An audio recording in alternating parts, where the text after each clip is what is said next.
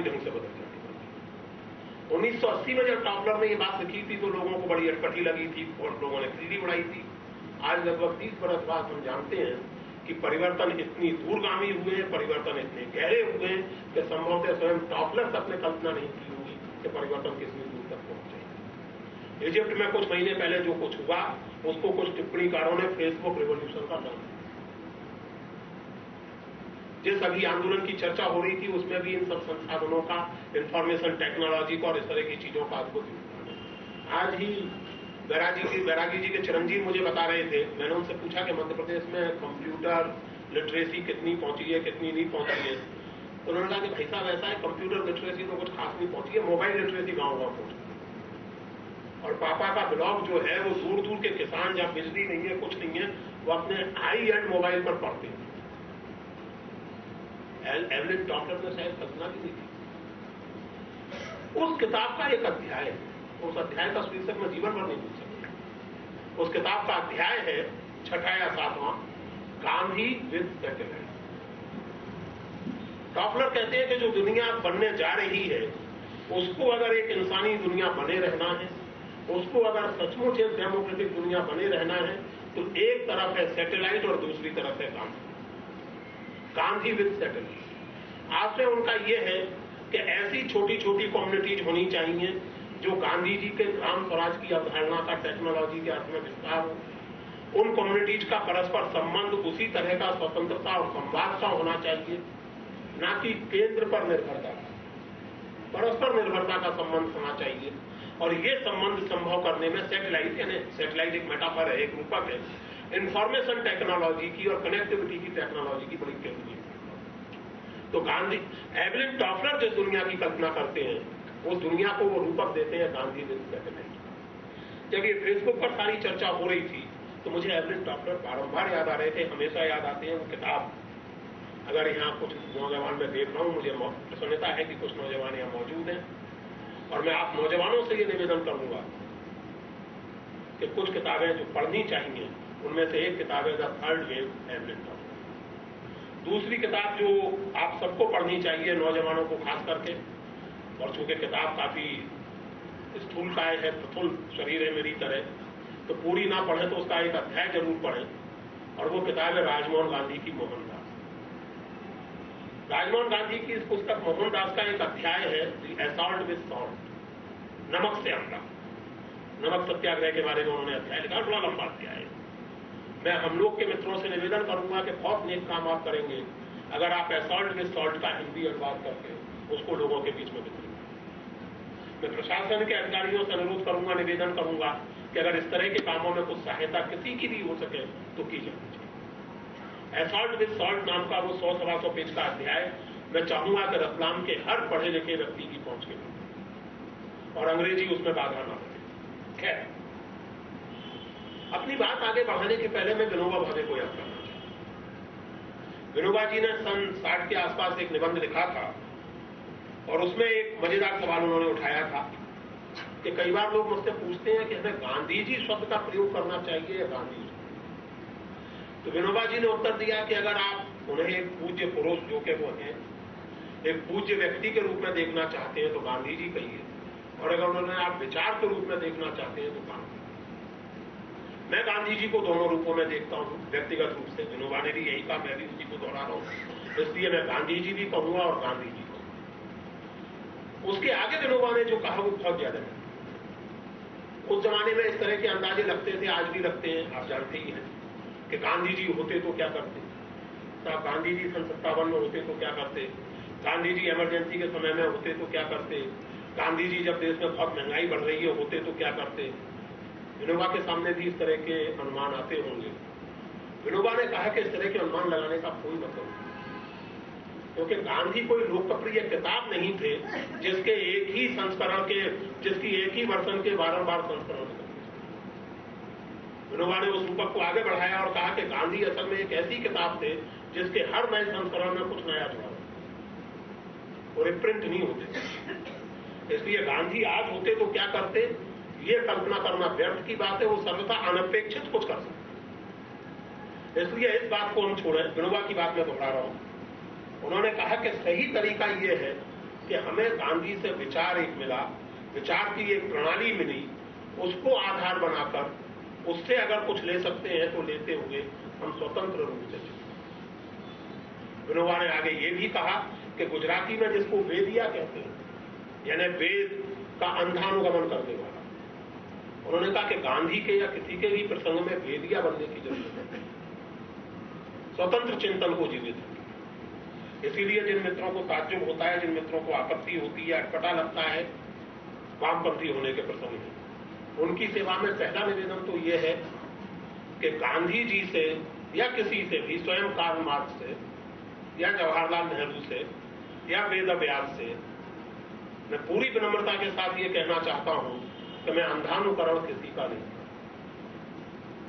और नौजवानों से भी मैं ये निवेदन करना चाहता हूं कि अंधश्रद्धा और अंध अश्रद्धा दोनों से मुक्त होकर के हमें किसी पर भी बात करनी चाहिए।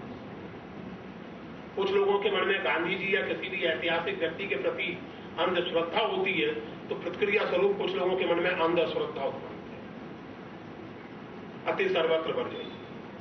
दोनों प्रकार की अंधताएं, ऐसा नहीं है कि आंख आपकी किसी दुर्घटना में फूट जाए तो जो अंधता होगी वो बुरी होगी और मोतियाबिंद के कारण फूट जाए तो अच्छी होगी। अंधताएं दोनों प्रकार की बात है, चाहे वो एक्सीडेंट के कारण आए, चाहे बीमारी के कारण। इसलिए इस अंधता से मुक्त होकर के हम गांधी जी के साथ संवाद, गांधी जी की सीमाओं की भी बात करें, गांधी जी की सामर्थ्य की भी बात, और इस बात पर विचार करें।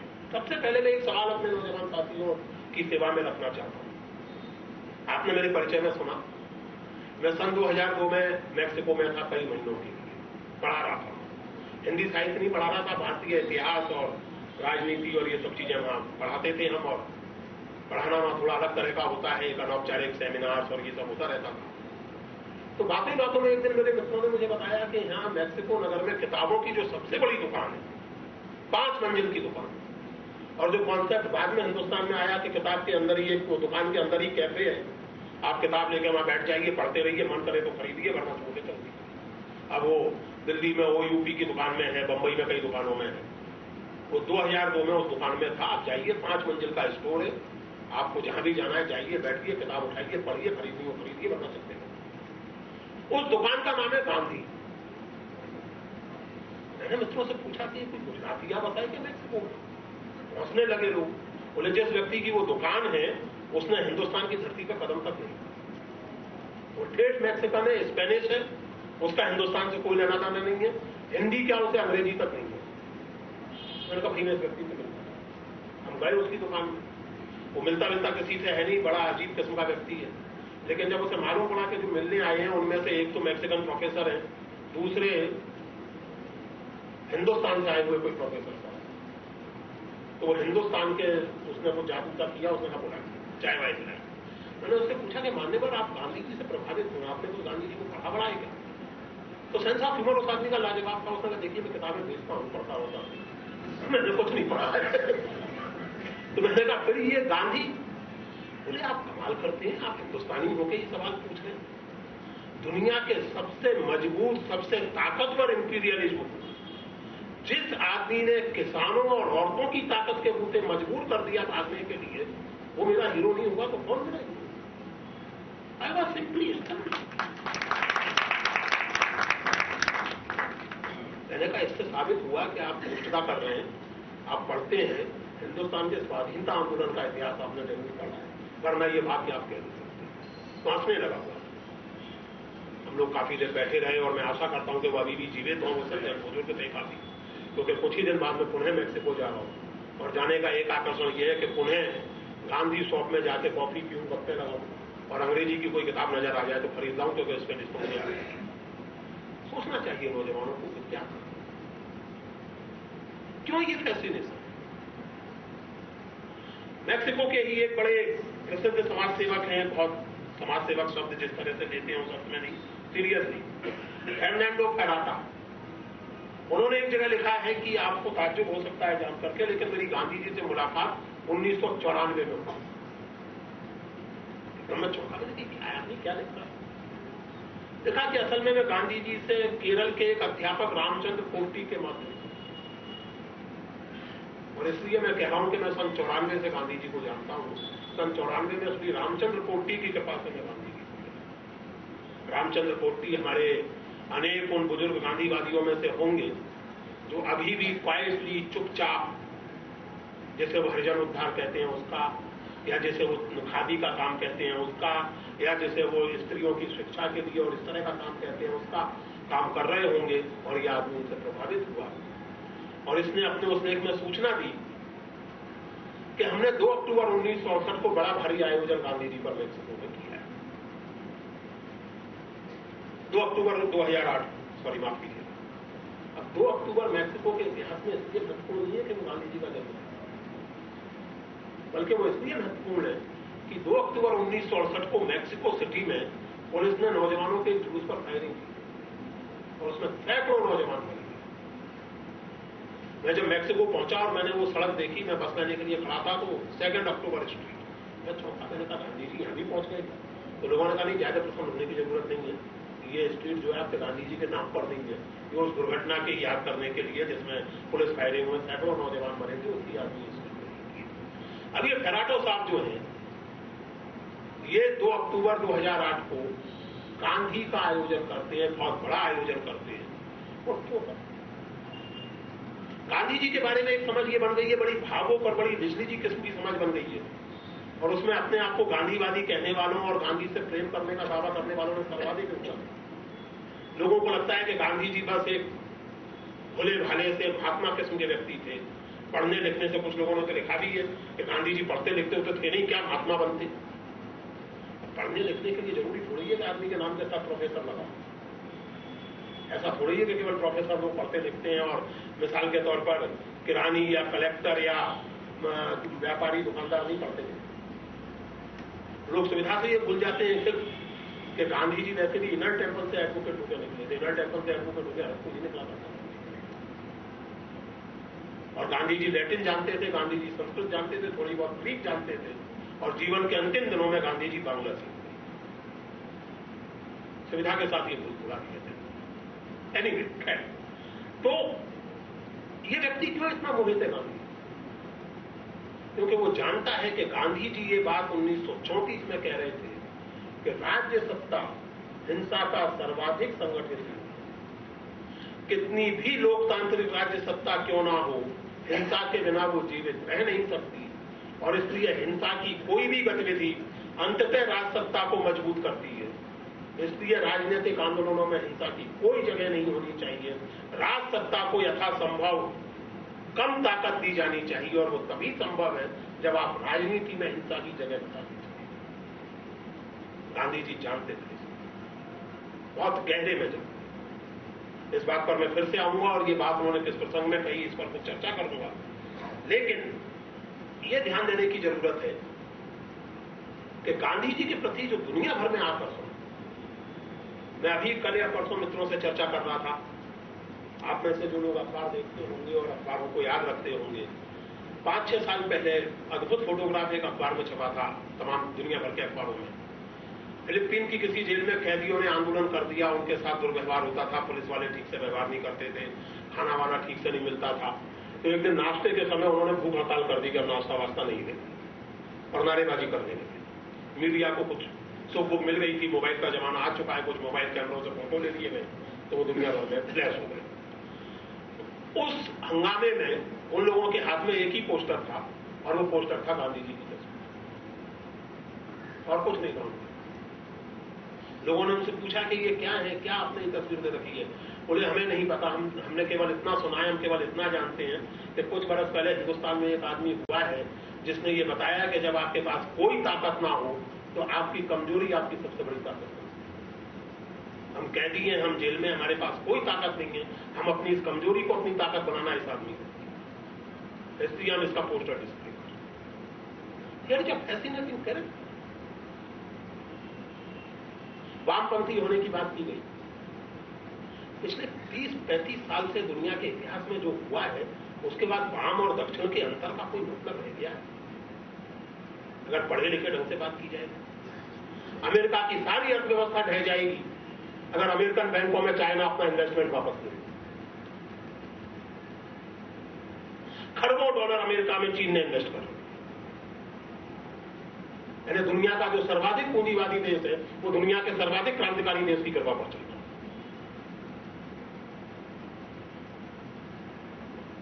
सोवियत संघ 70 साल का क्रांतिकारी शासन, ये वो जब ढहना शुरू हुआ तो ताश के महल की तरह ढहता चला गया। क्या था ऐसा, क्यों था?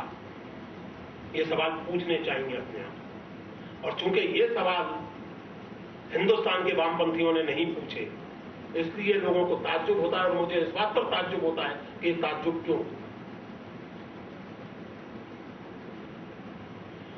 के दामोदरम बहुत बड़े स्कॉलर, बहुत बड़े लीडर और सीपीआई के बहुत सम्मानित नेता 1960 में वियतनाम गए, हो ची मिन से मिले। तारिक अली को उन्होंने 1974 में एक इंटरव्यू दिया। तारिक अली जो स्वयं एक बहुत बड़े मार्क्सवादी, ट्रॉट्स्कीपंथी, वामपंथी विचारक है, लंदन में रहते हैं, उन्होंने दामोदरम का इंटरव्यू किया सन 74 में। तो दामोदरम से उन्होंने पूछा कि आपको हो ची मिन से मिले थे, क्या बातचीत हुई? तो दामोदरम ने बताया कि क्या बातचीत। दामोदरम ने कहा कि हमने हो ची मिन से एक सवाल पूछा कि वियतनाम की कम्युनिस्ट पार्टी की स्थापना 28 या 29 में हुई थी और सन 60 में आप वियतनाम की केंद्रीय राजनीतिक ताकत है, अमेरिका और फ्रांस दोनों की नाक में आपने दम कर रखा है। भारत की कम्युनिस्ट पार्टी की स्थापना 1925 में हुई थी और आज हम लोकसभा में हमारे पास कुछ 25-50 एमपी हैं, लेकिन कोई खास प्रभाव हमारा नहीं है। उत्तर भारत में हम कतई प्रभावहीन है, दक्षिण और पूर्व में थोड़ा बहुत प्रभाव है और कुछ हम कर नहीं पा रहे हैं। इसका आपको क्या कारण है? हो ची मिन भी उन नेताओं में से हैं जिनके बारे में ये मान लिया गया है कि उन्हें केवल बंदूक चलाना आता था, उनका सेंस ऑफ ह्यूमर बहुत कम था। तो हो ची मिन ने दामोदरम को केवल एक वाक्य का जवाब दिया और उस वाक्य पर उन्हें विचार करना चाहिए। मेरे आज एक मित्र बता रहे थे कि उनके बहुत सारे मित्र हैं जो गांधी जी को बर्दाश्त करने को तैयार हैं, किसी पहलू पर बर्दाश्त करने को तैयार है। आशा करनी चाहिए कि वो मित्र हो ची मिन को बर्दाश्त करें और हो ची मिन को अगर बर्दाश्त करेंगे तो उनके इस वाक्य पर गौर करेंगे। दामोदरम ने लिखा है, मैं नहीं कह रहा हूं, दामोदरम ने लिखा। पूछा उन्होंने कि कॉमरेड ऐसा क्यों है? तो हो ची मिन ने जवाब दिया कि comrade Damodaram, in India you failed to appreciate Mahatma Gandhi, in Vietnam I am Mahatma Gandhi. That's something. Damodaram साहब, हिंदुस्तान में आप गांधी को समझ नहीं सके, वियतनाम का गांधी। इसलिए मेरी पार्टी वियतनाम में एक बहुत केंद्रीय राजनीतिक ताकत है, आप अभी भी हाशिए की ताकत। अब हालत यह है कि हिंदुस्तान में वामपंथ हाशिए की भी ताकत नहीं है। इन सच्चाइयों को हमें फेस करना। विषय हमने चुना है 21वीं सदी का नौजवान और गांधी। क्या विशेषताएं हैं 21वीं सदी? क्यों 21वीं सदी को मैंने एम्फसाइज किया? एक कारण मैंने आपकी सेवा में पहले ही रख दिया। जिस इंफॉर्मेशन टेक्नोलॉजी और जिस रिवॉल्यूशन की बात सन 60 से लेकर 80, 85, 90 तक लोग कर रहे थे, 21वीं सदी के शुरू होते ना होते उसके अच्छे और बुरे दोनों तरह के फल अब हमारे सामने, अब हमें दिख रहा है। तो 21वीं सदी की एक बड़ी भारी केंद्रीय विशेषता यह है कि यह सचमुच पोस्ट इंडस्ट्रियल सोसाइटी है, औद्योगिक समाज के बाद की सोसाइटी है। ये वो सोसाइटी है जिसमें इंफॉर्मेशन टेक्नोलॉजी का केंद्र है, जिसमें गांव में सड़क पहुंची हो या ना पहुंची हो, लेकिन गांव वाले के पास अगर मोबाइल पहुंच चुका है तो उसे यह मालूम है कि अमेरिका में क्या। ये बहुत बड़ा फर्क है, बहुत बड़ी बात है। तो 21वीं सदी की एक विशेषता ही है। दूसरी विशेषता जिस पर मित्रों में ध्यान केंद्रित करना चाहता हूं, ऐसे तो बहुत सी बातें हैं। 21वीं सदी की जो दूसरी विशेषता है और जो चिंताजनक और दुखद है वो ये कि 21वीं सदी अद्भुत रूप से इतिहास को भूलने की। 21वीं सदी अद्भुत रूप से हिस्टोरिकल इरेजर ऑफ मेमोरी की सुविधा से हम लोग ये भूल गए, खास करके हमारे जैसे समाज के लोग। और इस लिहाज से देखें तो ये मैकाले की अद्वितीय और अभूतपूर्व सफलता की। सन 47 तक जो देश औपनिवेशिक लूट के केंद्र में था, औपनिवेशिक लूट का शिकार था, ज्वेल इन द क्राउन कहलाता। अंग्रेजी राज ने दुनिया भर में से चुरा चुरा करके जो हीरे जुटाए थे, उनमें केंद्रीय हीरे का नाम था हिंदुस्तान।